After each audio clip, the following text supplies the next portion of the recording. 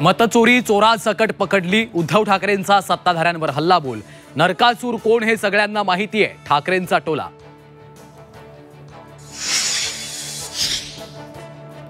पोटदुखीवरून दोन्ही शिवसेनेत खडाजंगी, आमचं यश पाहून काहींच्या पोटात दुखतंय। उपमुख्यमंत्री एकनाथ शिंदेंची ठाकरेंवर टीका, तर नरकासुरांनाच अंगदुखी होत असल्याचा राऊतांचा पलटवार।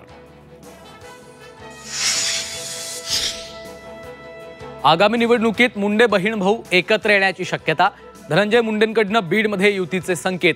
पंकजा मुंडेंशी चर्चा झाल्याची धनंजय मुंडेंची माहिती। नाशिकच्या ITI मध्ये वेदांचं शिक्षण दिलं जाणार नाही, झी24 तासच्या बातमीनंतर मंत्री मंगलप्रभात लोढा यांचं स्पष्टीकरण। ऐन दिवाळीत परभणीमध्ये शेतकऱ्यांचं चटणी भाकर खाऊन आंदोलन, अतिवृष्टीची मदत न मिळाल्याचा आरोप, आंदोलकांची सरकार विरोधात घोषणाबाजी।